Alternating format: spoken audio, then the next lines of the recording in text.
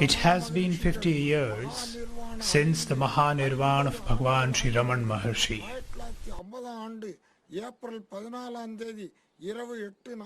I had the rare good fortune of being present on the night of April 14th, 1950, when a brilliant star slowly sailed across the sky at the very moment the Maharshi took his last mortal breath.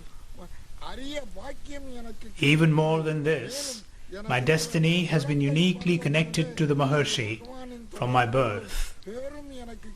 My father, Nagasundaram Iyer, was the younger brother of Sri Bhagwan.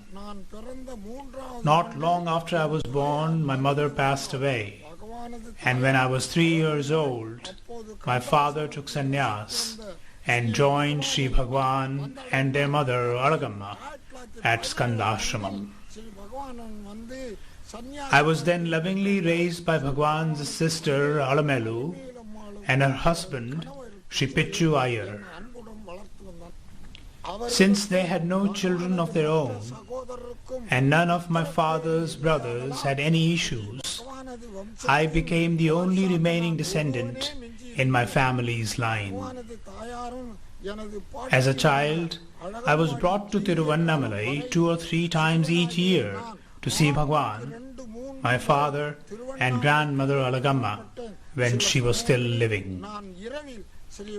Sometimes I was left in the care of Bhagwan and stayed overnight in the ashram. Like a mother, he would put me to sleep at night and then wake and wash me in the morning. My life flowed on smoothly. I was married in 1929. All my 7 children were brought to Bhagwan soon after their birth, and he was pleased to bless them by giving them their names. With Sri Bhagwan's consent and blessings, I was requested in 1938 to move to Tiruvannamalai and assist my father, Sri Niranjanananda Swami, in managing the ashram. After my father was absorbed in Sri Bhagwan in 1953, I succeeded him as the ashram manager and president. In all humility, I can say that Bhagwan has showered on me incredible grace and blessings from my birth to this very day.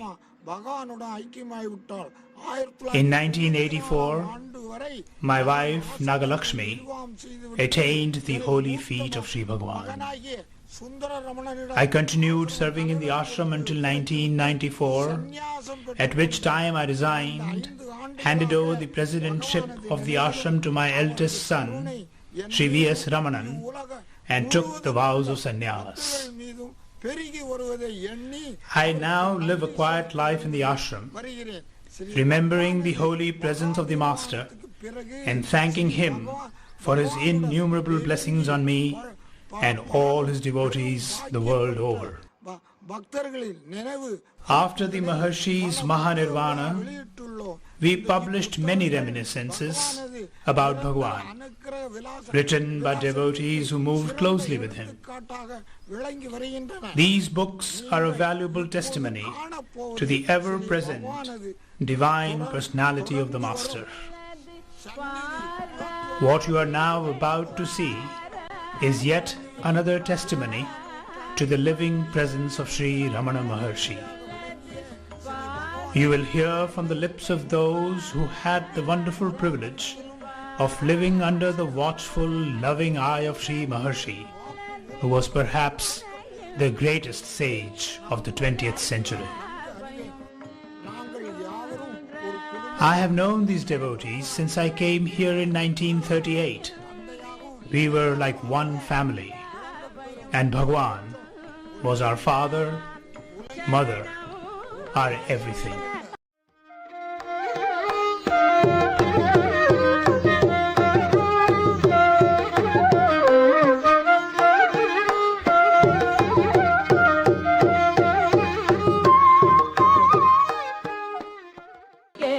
He continues to attract sincere devotees to him from all over the world, as he lives not only in Sri Ramanashramam but in the hearts of all.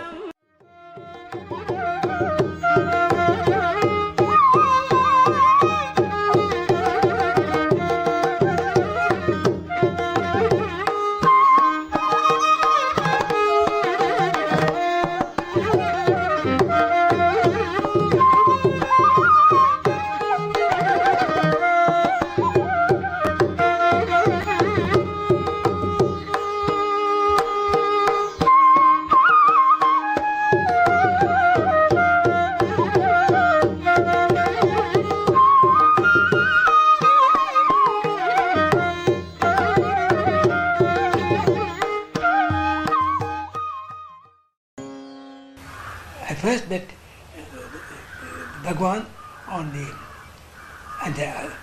29th of September 1940, and I last met him in the first week of April 1950, a week before his death.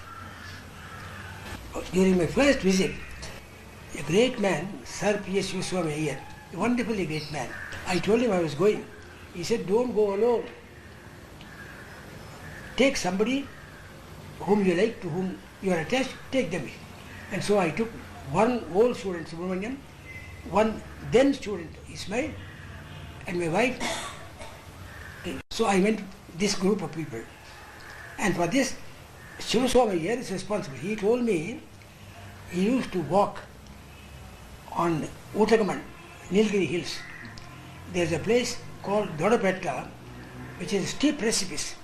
From there, you can look into the abyss about 8,000 feet below. People like to look into it, look down, and in order not to fall, becoming giddy, they used to tie themselves up with a piece of rope. Somebody will hold the rope, and then you can look down. So he gave me this analogy and said, when you go to Bhagavan, you will swept off your feet. You will fall into the abyss. I see. And so be bound by attachment to some people. So I had 3 ropes. My wife, my students, they were fine people. All of them were very good people. Many people went to him because they wanted their wishes fulfilled. Many people went to him because in their affliction they found consolation from him. Many people went to him with intellectual problems which he solved.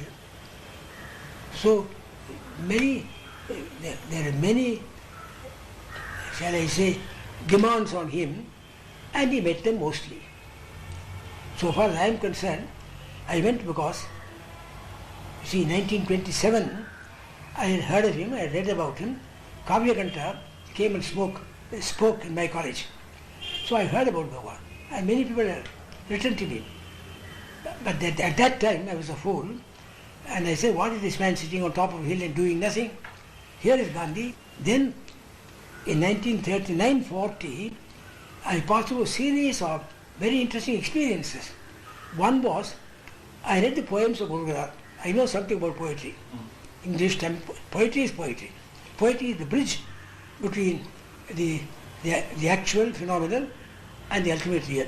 Now, when I read Gurugara's poems, I said, good heavens, the man who inspired this kind of poetry is divine.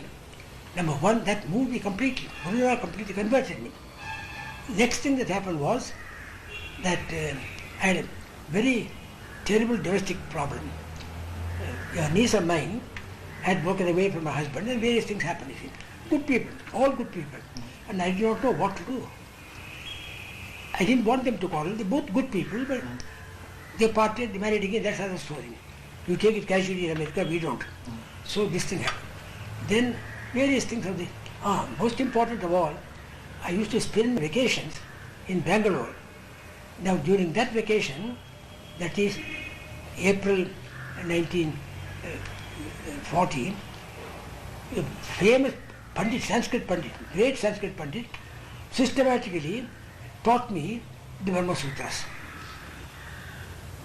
Then I could see that behind this apparent laziness of Bhagavan was something very profound. And that man said, this is not mere theory. You go to Tirunamala, you see the man. So when a brigade scholar told me Bhagavan, Another very interesting thing was, you must have heard about Douglas Ainsley. Douglas Ainsley. He came to Madras. I was in Presidency College. I took him around because I'm myself a great admirer of Dante and Croce, Benedetto Croce, philosophy of the aesthetic, practical history. He was a great favorite of mine, and he knew Croce personally and he translated. And so after I spent a week with him, taking him to various places and so on, he casually asked me, have you seen Ramana Maharshi?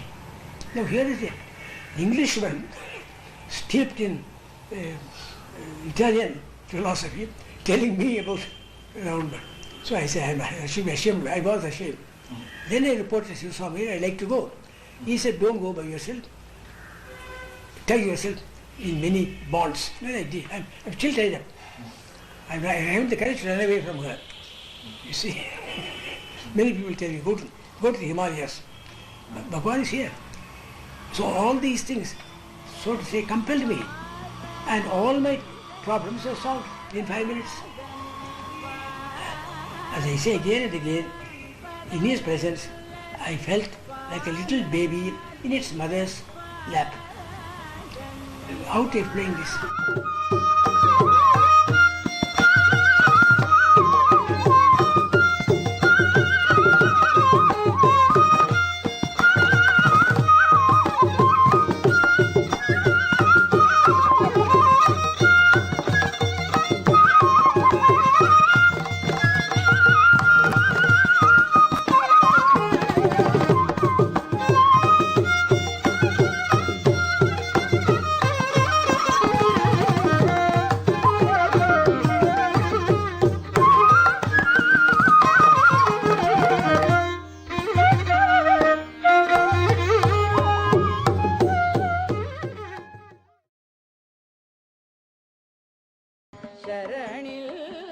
சின்ன வயசுலேயே நான் சும்மா இருந்தேன். 16 வயசுலேயே 18வது வயசுல நினைக்கிறேன் பகவான் சொப்பனத்திலே தான் நான் காட்சி கொடுத்தாரு முதல்ல. At a very young age, when I was around 18 years old, Bhagavan appeared to me in a dream. In the dream, I saw this hill and Bhagavan walking towards me. I could even see a Shivalinga in the dream. Before this, Krishna used to appear in my dreams frequently. But here was a person I had never seen before. I was captivated by him. Our family deity was Vishnu, and we used to offer puja to Vishnu and Krishna. However, seeing a Shivalinga in the dream puzzled me.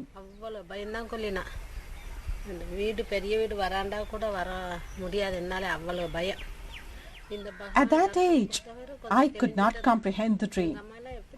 Right from then onwards, my mind changed. Having been a coward since childhood, I would not even walk to the veranda of my house at night. But after having obtained the darshan of Bhagavan in my dream, the fear that had gripped me left me. It was only at the age of 20 that I got a book on Bhagavan. It was the Ramana Vijayam, written by Sudhananda Bharati. At the mere touch of the book, I lost body consciousness. My whole body became numb, and it was with great difficulty that I managed to come back and sit next to my friend. Noticing my plight, she commented, "You should not read all sorts of books. Your family members would be cross with you. You don't need to read such books at your young age. A little bit of reading may be fine, but not spending all 24 hours with such books."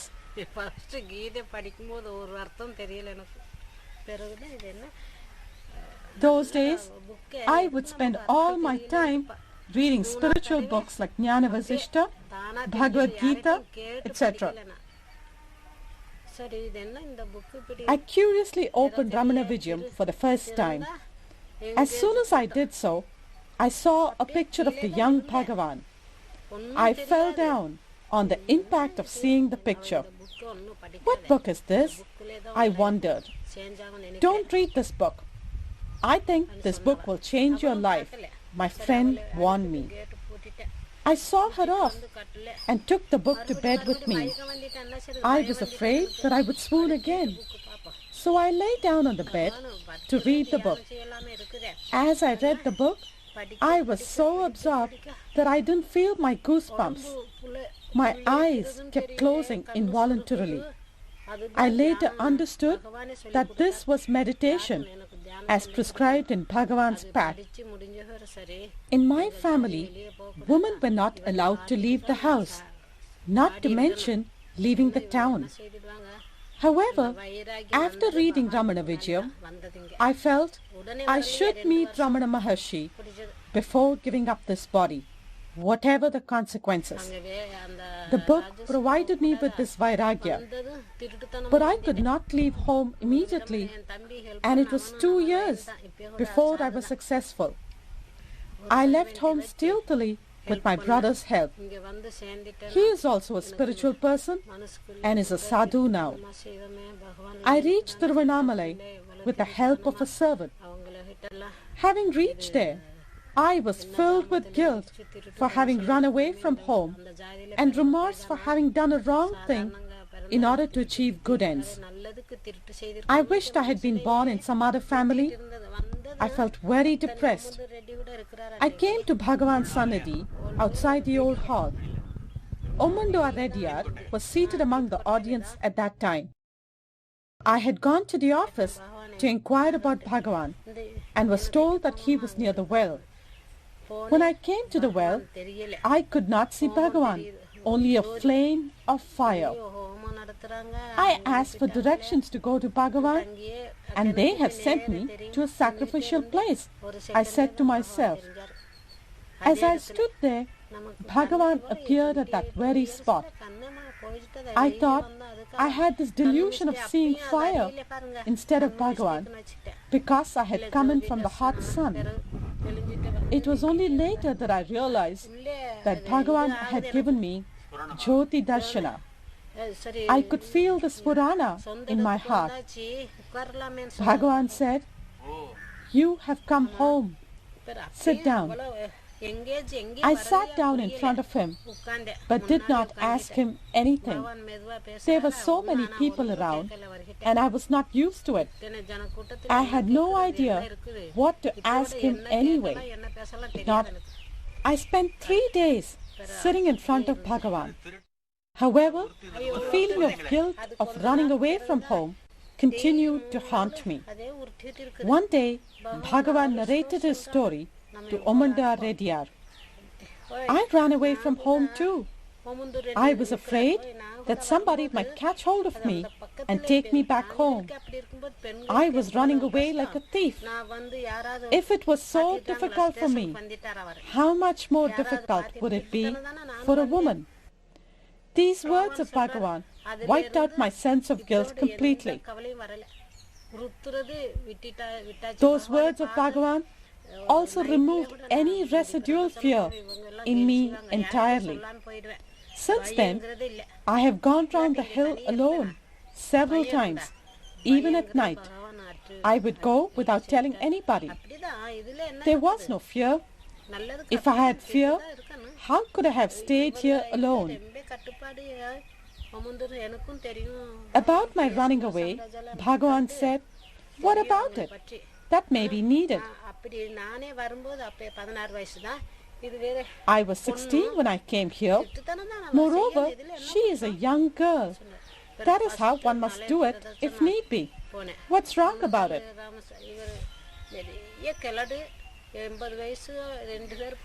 At the time of Bhagavan's Mahanirvana, I was at Rajapalyam.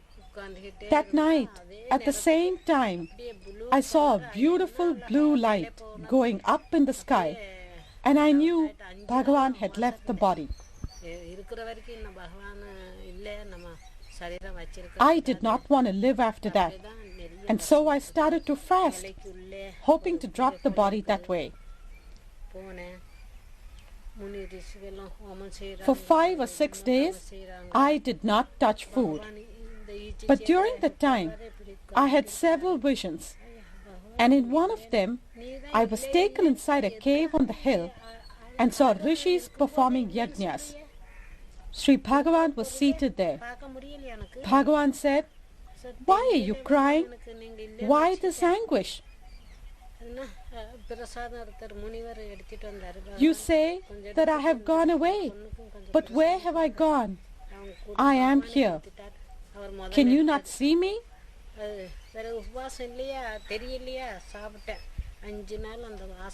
Some rishis brought some prasad to Bhagavan. Sri Bhagavan took some and gave it to me. I did not remember in the dream that I was fasting, so I ate the prasad given to me by Bhagavan. For 5 days afterwards, the smell of the prasad was with me. Now, was that a dream or reality? I consider it to be Bhagavan's grace. The morning after the dream, I started taking food and coffee. My brother and sister were also fasting with me, deciding to give up their bodies if I were to give up mine. From that day onwards, I had no thought at all that Bhagavan had left us.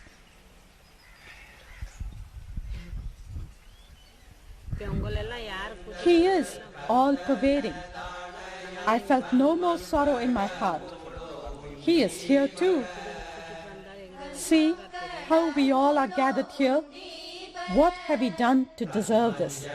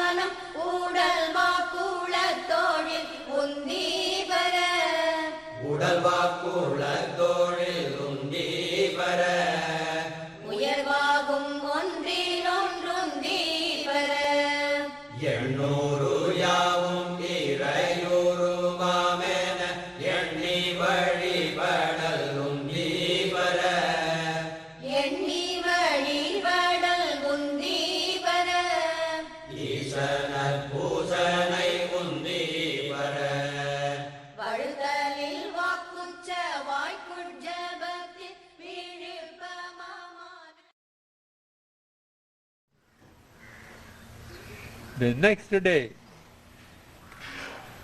we had a meeting with Bhagavan. Just then Bhagavan had arrived in the present premises ashram, where there are no buildings at all. There is only a shed covering the samadhi of mother. Bhagavan was seated on a bench under a tree, under the shade of a tree. He had the dog Rose lying on that bench. He was gently stroking the dog.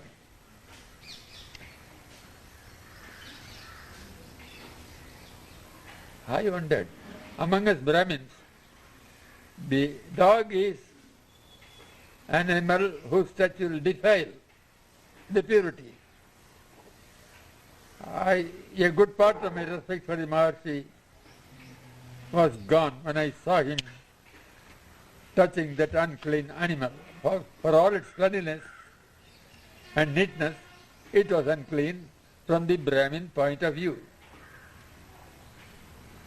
I had another question. I was then an agnostic. I said, nature can take care of itself. Where is the need for a creator? What is the fun of writing all these books telling cock and bull stories which do not chant the search of reason. I wanted to put in straight question whether there is a soul, whether there is a God, whether there is a salvation. All these three questions are included in one question. Well, sir, you are sitting there like this. You are sitting like this. I can see your present condition. What is your next sthiti? The word in Sanskrit sthiti means the state or condition. What is your future state? In Sanskrit, it means sta, tit, to stand. That is the posture, the stand, to stand. Maharshi did not answer the question. Oh, you are taking shelter under this glum, indifferent silence from answering an inconvenient question. The thought flashed in my mind. Simultaneously, I felt as if I had a bomb exploding under my seat. The Maharshi exploded. Sthiti. What do you mean? What do you mean by sthiti? I was not prepared for that question. Oh, this man is very dangerous. He is dangerously alive. And the answer with proper care. So I said, if I ask him about the body, it's a useless question. The body may be burnt or buried. What I wanted to ask him about is the condition of something within the body. Of course, I can recognize a mind inside of me. Well, I was out to say about the mind. But if he puts the question, what is mind? I was prepared to answer. All these were passing across my mind. As I was looking at him, he was looking with a fierce look. I questioned, what is mind? Of course, mind is made of thoughts. What are thoughts?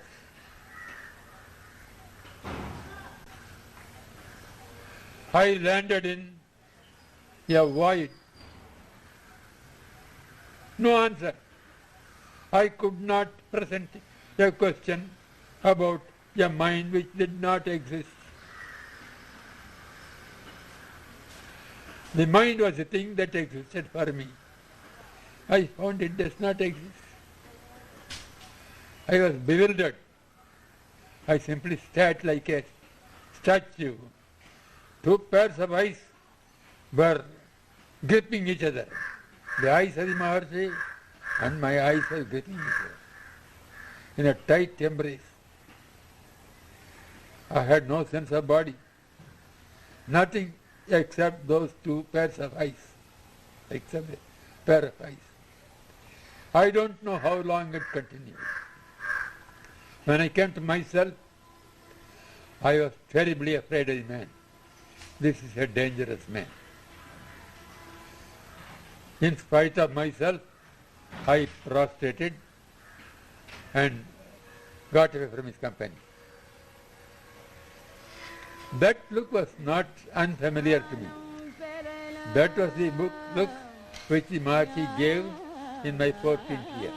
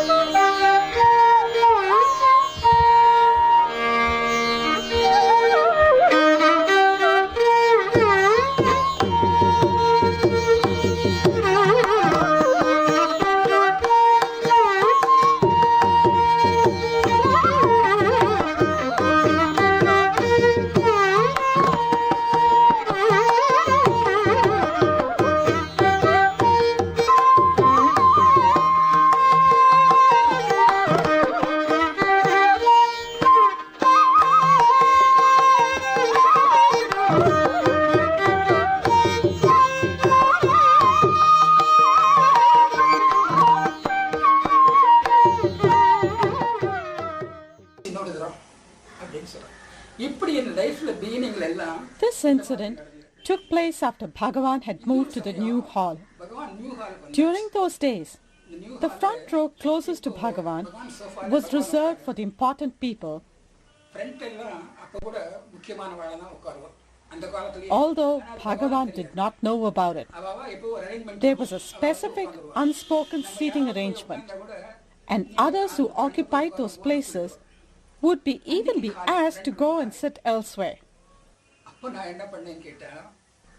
On this day, the front row was empty. Rani Majumdar and myself were sitting by the window at the end of the hall. Rani suggested that the two of us could sit there close to Bhagavan. I agreed. The front row would begin at the pillars closest to Bhagavan's couch. No one could sit right beside the couch in order to give people room to move about. On seeing the two of us, a Telugu lady called Kameswaramma also came and sat next to us in the front row. The three of us were directly facing Bhagavan.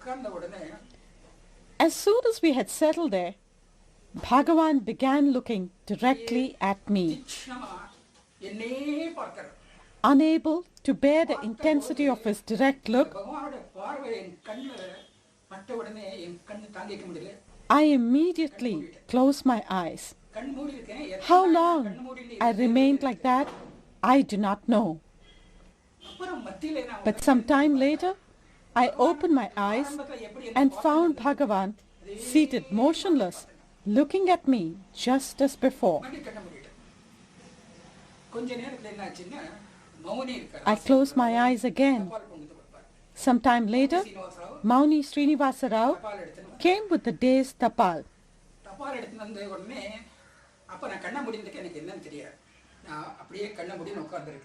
Hearing Bhagavan talk to him, I opened my eyes. However, I was still in the same state that I was in when my eyes were closed and didn't really register anything that was happening.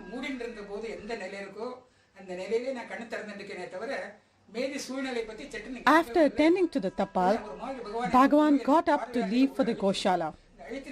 I got up along with everybody else, but again, without any real awareness of my surroundings.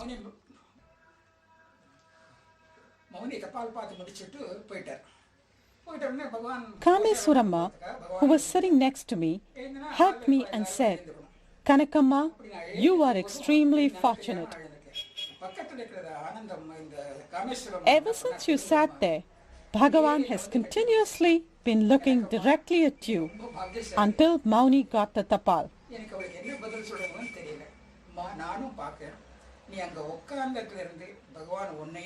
You have got everything. Bhagavan has given you all that you need.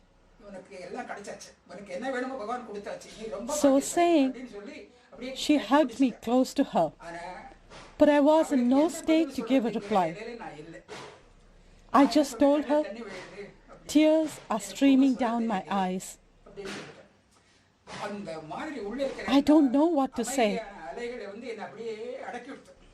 The waves of peace coming over me kept me from talking.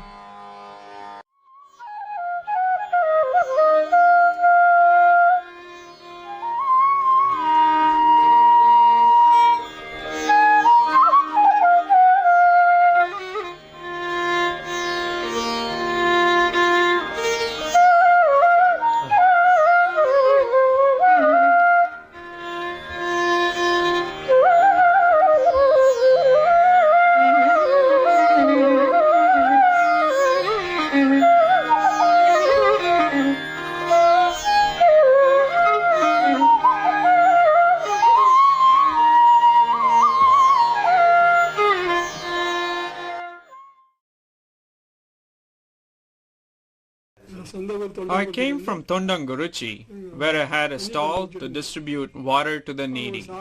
One day, a sadhu came and gave me Bhagavan's Upadesa Saram and a photograph of Bhagavan. I saw Bhagavan's picture and was instantaneously captivated.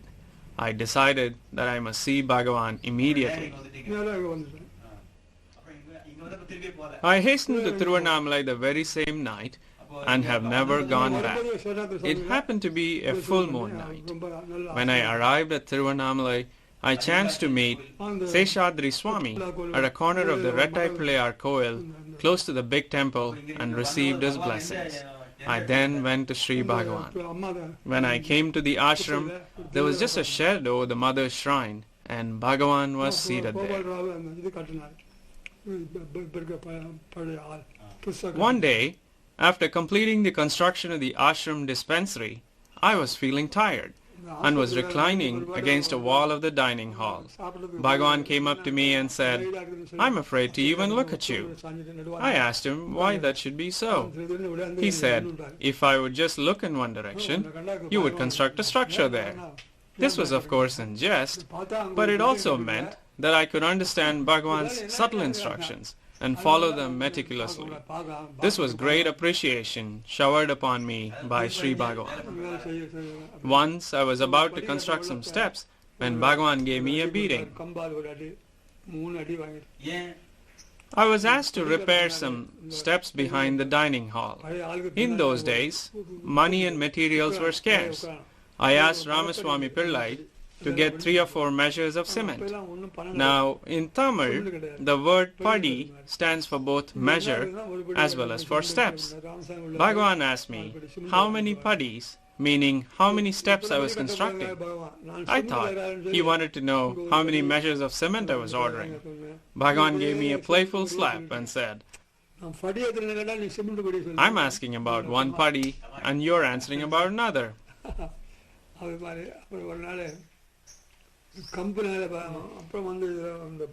On another occasion, I was cementing the surface below the water tap to be used to clean vessels. Bhagavan was sitting next to me, giving me instructions. As I got up, I banged my head hard against the tap.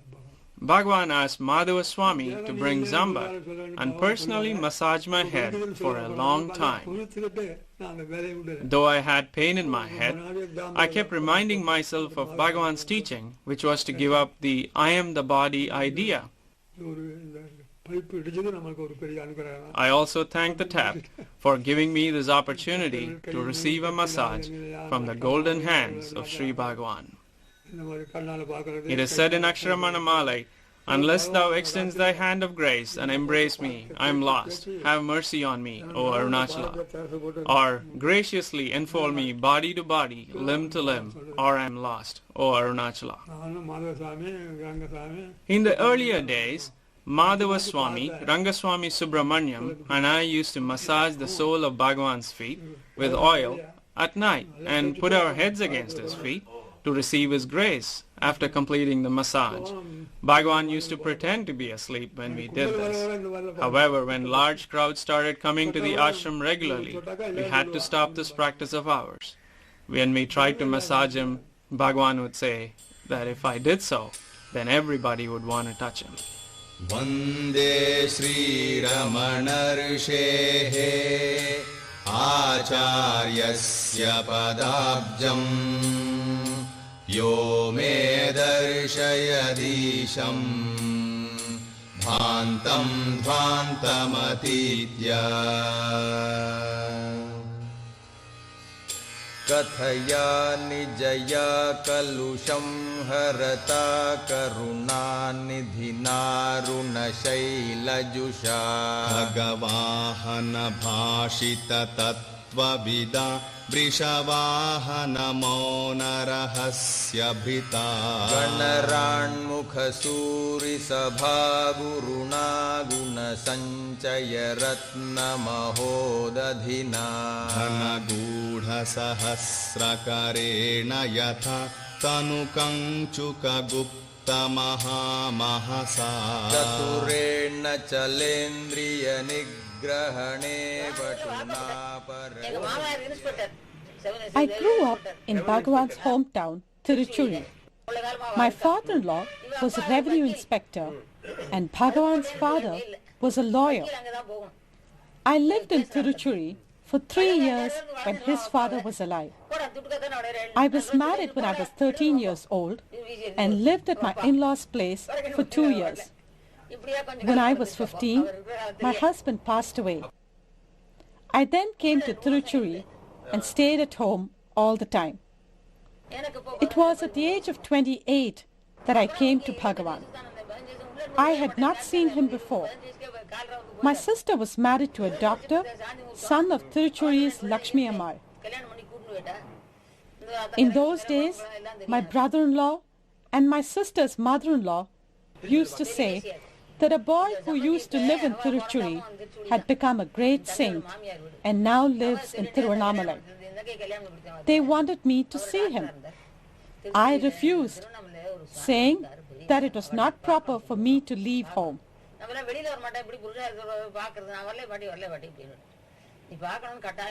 Finally, they persuaded me to come here in 1928.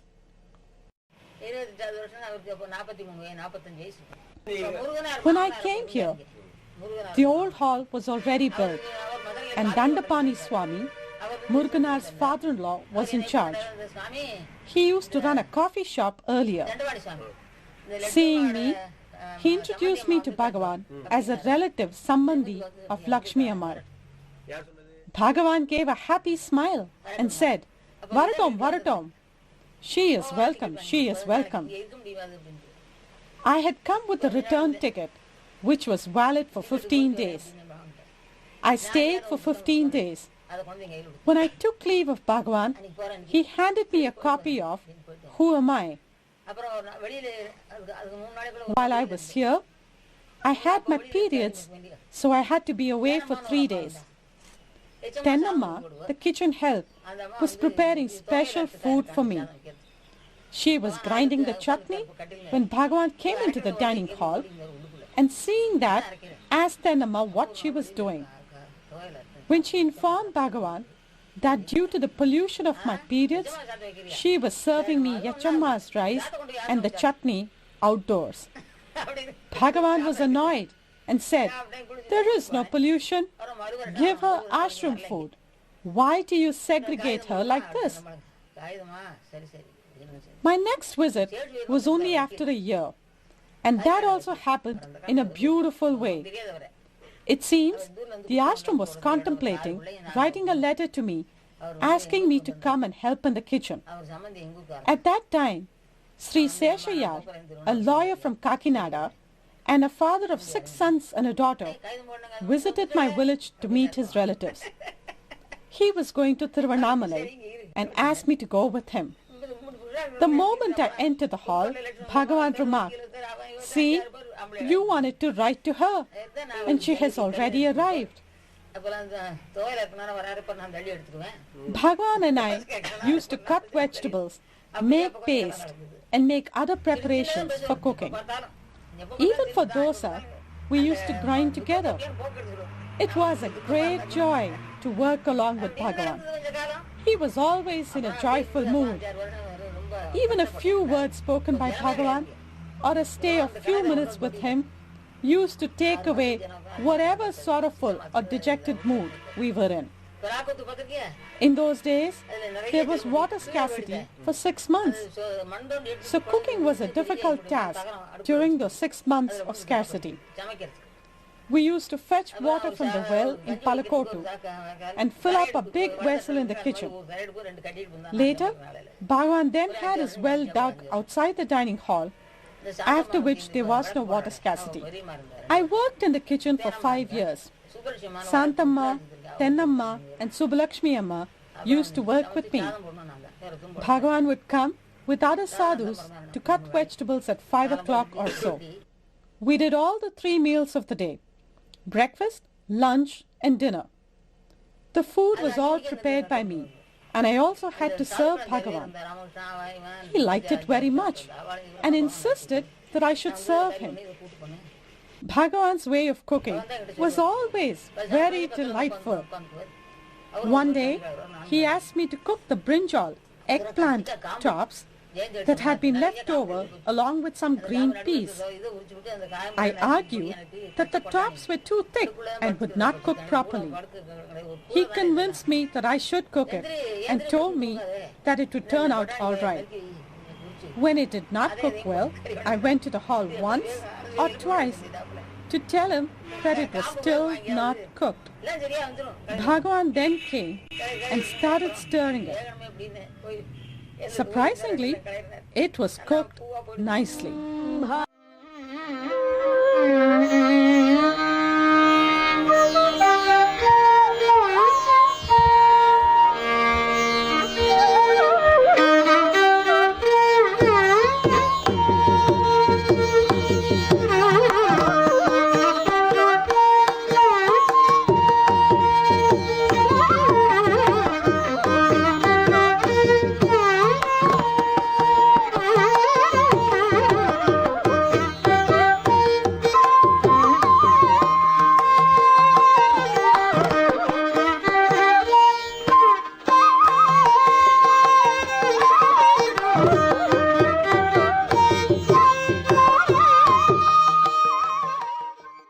Bhagavan himself said, "Where am I to go?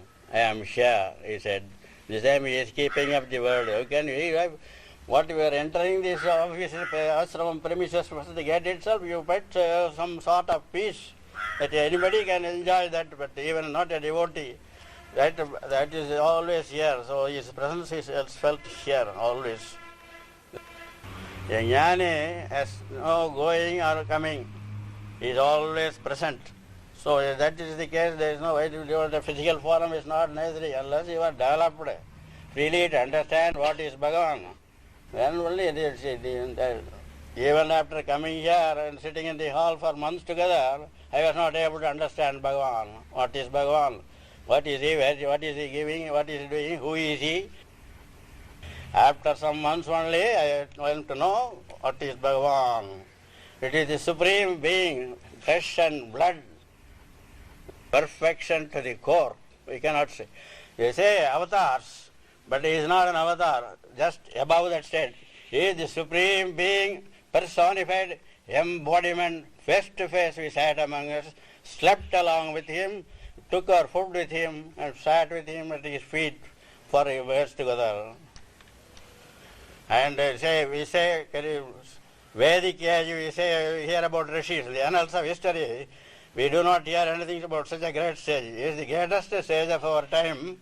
In Vedic age also, there were rishis. They have got their own impulses. They get anger, they get lust, everything. But can we say anything about our Bhagavan? No, we can't say. And also Mr. Chadwick told, if at all there is anybody fit to express the greatness of Bhagavan, it is Bhagavan himself. What, will Bhagavan do that? No. That is the way, that is the greatness of Bhagavan. His bewitching smile, his beaming forehead, his glittering radiant eyes, his sweet voice with measured words, his sweet form, majestic form, still we see in our ears. There is nothing felt because his physical form is absent, we do not feel any difference. Still his power is more potent and more powerful and always here. ॐ महासेन महोंशेन जाताय नमः ॐ श्रीरमणाय नमः ॐ गुरवे नमः ॐ अखण्डसंविदाकाराय नमः ॐ महौजसे नमः ॐ कारणोद्भवाय नमः ॐ जगद्धितावताराय नमः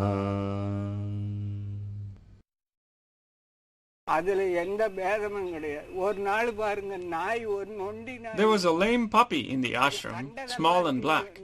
It would eat anything that was offered. Anantanarayan Rao, a devotee and a veterinarian, was asked by Bhagavan to take care of this puppy. In the morning, this puppy would be given idlis for breakfast. It would then relieve itself in front of the ashram office and create a nuisance for people there. When I was informed of this, I was angry at the dog and instructed the kitchen staff not to give him idlis. The dog ran to Bhagavan and complained, its tail wagging. When I told Bhagavan that the dog was denied idlis in accordance with my instructions, Bhagavan was annoyed and said, "Oh ho, you're using your power. So many people have used power and have become power mad. Now it's your turn."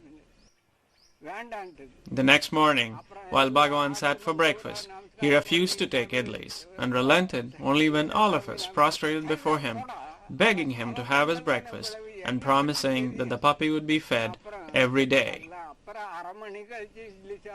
That puppy used to eat even human waste and then come to Bhagavan.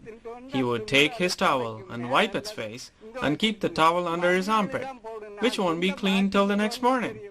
When we showed our displeasure, Bhagavan retorted, "Yes, yes, you all pretend to be clean.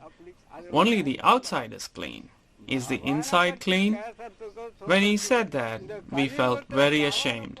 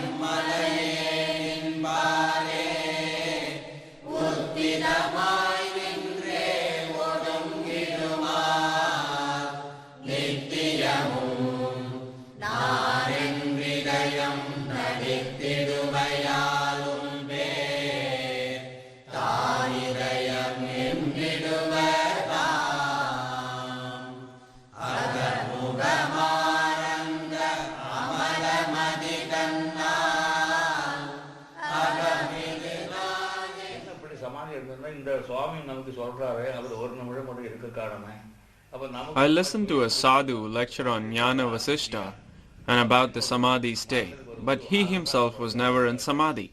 I wondered if it was all just mere talk and theory, and whether there existed someone who was actually in the state of Samadhi.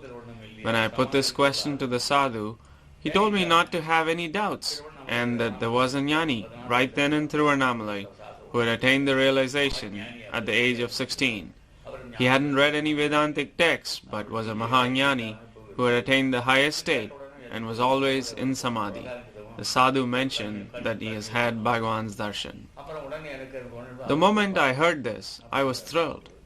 The name Ramana Maharshi felt like nectar in my ears. Tears welled up in my eyes and my whole body quivered with joy. The urge to go see him welled up in me. In a few days, I set forth to Tiruvannamalai. Bhagavan was living in Skandashramam then. I was overjoyed to see the Sadguru. I narrated all that had happened in Malayalam, the only language I knew then, and it was a boon for me that Bhagavan could follow and converse in that language fluently. I told Bhagavan that I had stopped doing japa and that I had not experienced samadhi as described in the Vedantic scriptures and was very confused. I prayed to him for peace of mind. After patiently hearing me out, Bhagavan quoted a verse from Kaivalya Navanitam which says, "If you realize who you are, there is no cause for sorrow." I did not know what was meant by "know who you are."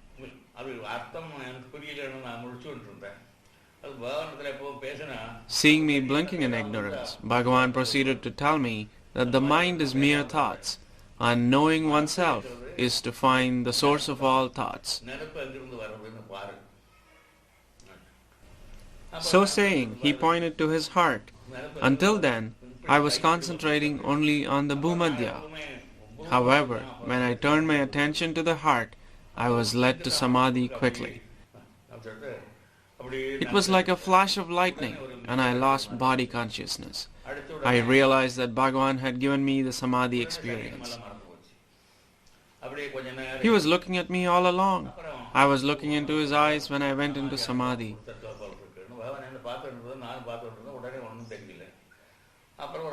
It was then time for lunch. After lunch also I came to Bhagavan's presence.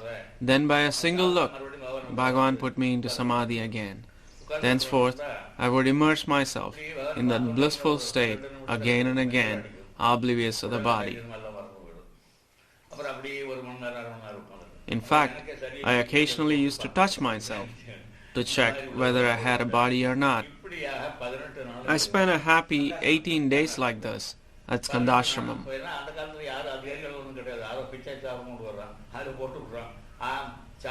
Someone used to offer food to Bhagavan, from which all of us were also given a share.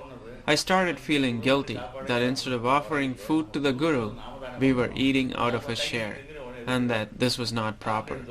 Also at home, I had my own room, where I could practice in peace as I felt I was established in samadhi. I felt I could remain in samadhi all day at home. Besides, this would absolve me of the sin of causing my guru loss of food. I went back to my village, but as the time passed, the intensity of meditation lessened. When I noticed that I could no longer be in samadhi, I understood that the samadhi anubhava is by the grace of the Guru and not by my own attainment. I felt that I shouldn't have come away from Bhagavan, and that had Bhagavan used the same logic, he would have gone back to Tiruchuri.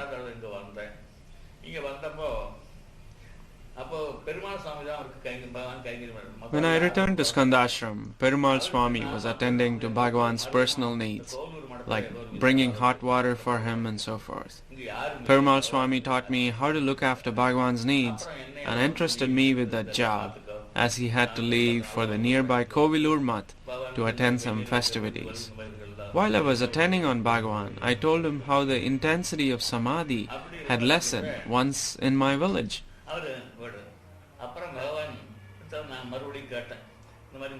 Bhagavan very graciously quoted from Kaivalya Navanitam that the samadhi anubhava occurs to everyone and anyone by the mere presence of the Sadguru or by reading his works, but it would not be permanent.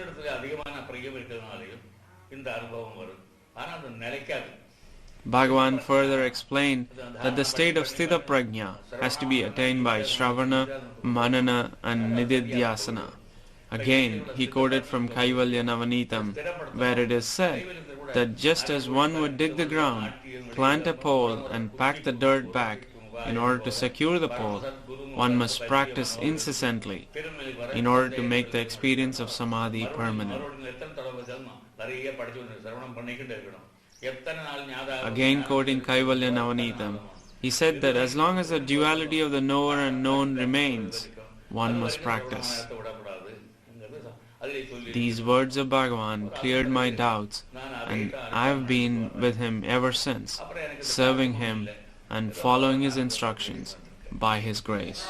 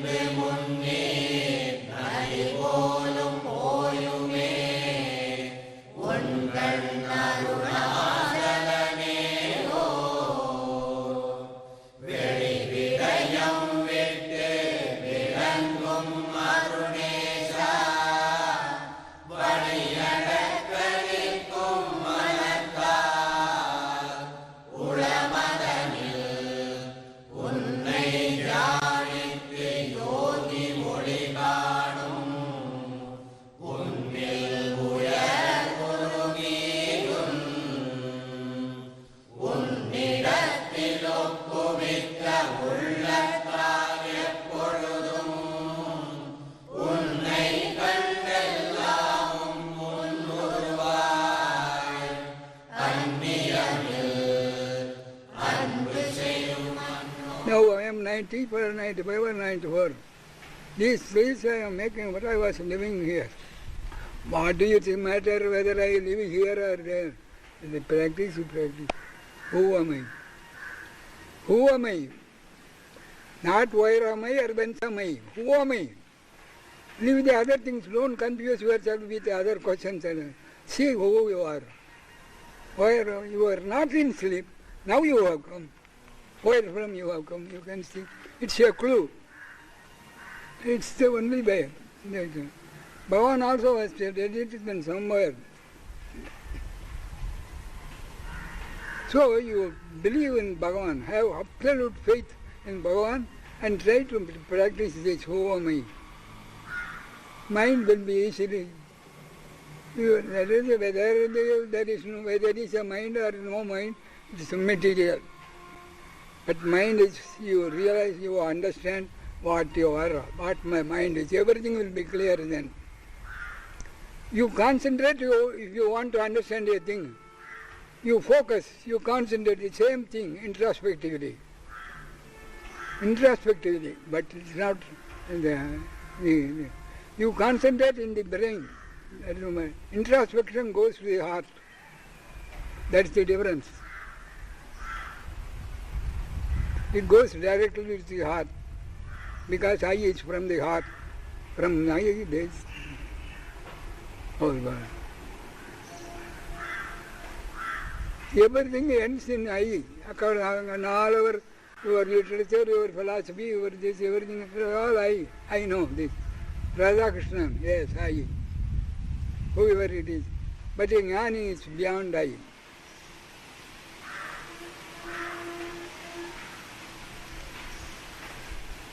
So I don't want to presume or assume I am a jnana, but I know what I am telling you, if you will agree, if it is please you.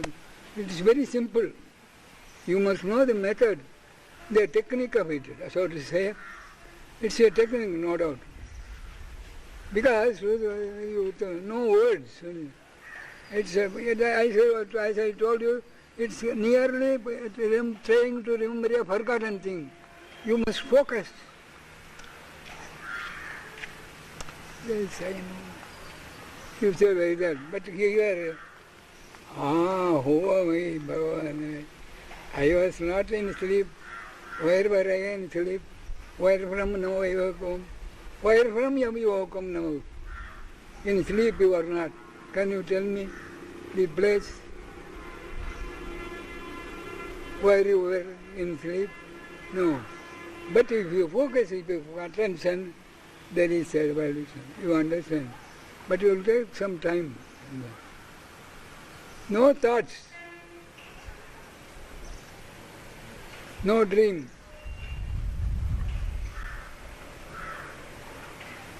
Waking is only daydream.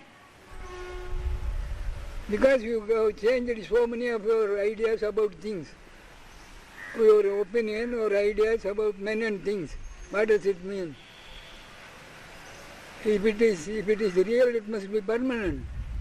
But you have changed it from your birth or from majority, you have attained your major person. After that you have changed many views, many opinions, many thoughts. Therefore, nothing is permanent. But you are permanent. You are in sleep also, because you know the experience of sleep. It was pleasant, it was happy. You are still the same. But you must still be. Try. If at first you don't succeed, try again. Don't give it up. But you will get it, Bhagavan's grace. And this anomaly, don't think it's an ordinary rock or a hill. It is an omnipotent. It has dragged Bhagavan here, so to say, for our benefit. प्रसरतादित शुभविलोकितं रमणते सकृत् फलतु मे कृतं रमणजन्मिना मयि भवान् गुरुः अभिद आशयस्तव महानुरुः जगदहं पर स्फुरति मे त्रयं सदभिदं गिरा तव विसंशयम् त्वदुपदेशतो गलति संविदा मयि निरन्यया सदहमोर्भिदा अहमियोऽन्तरस्तममलं हृदि अनुभवेम भोस्तव कृपा यदि he was a being whose advent into this world would bless the earth goddess. There is a line in Sanskrit in Bhagavata which says, Dhanya Bhagavati Yukshoni Mahatam Padachinnita. They put their feet on the earth feels blessed. To my mind, he was one of the most glorious beings that have ever visited this earth.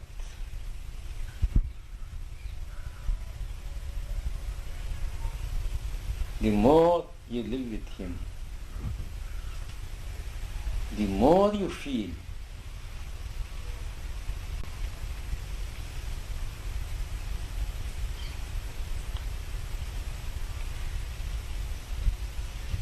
that you have done something in the past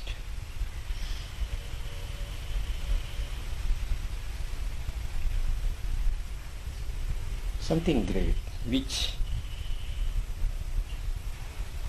entitled you to deserve association with Bhagavan.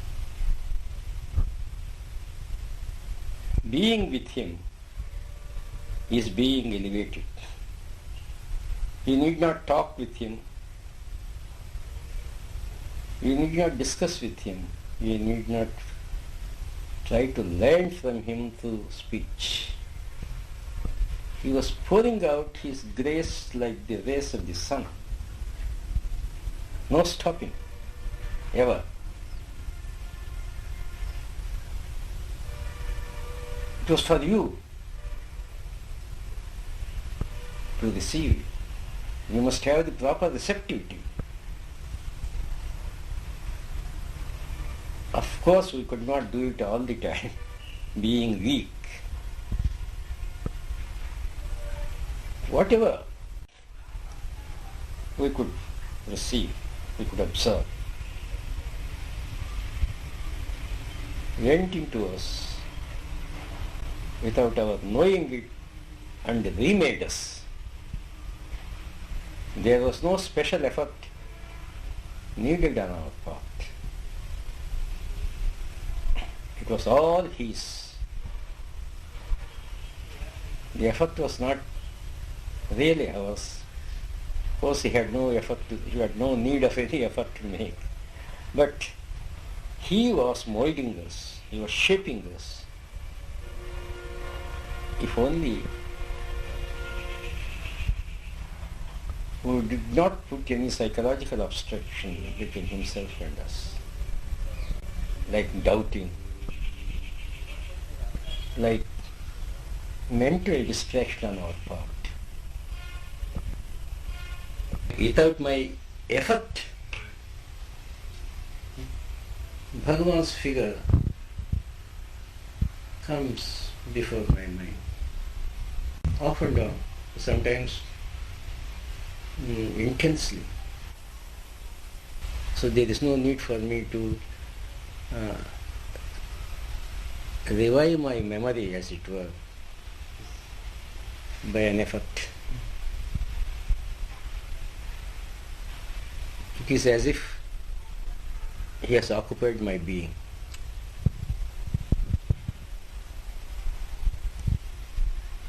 That is what Bhagavan would do to anyone.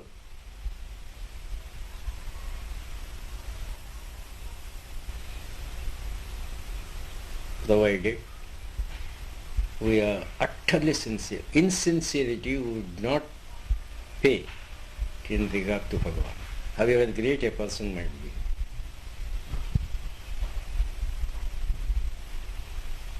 Once he knows you are sincere, you get everything from Bhagavan.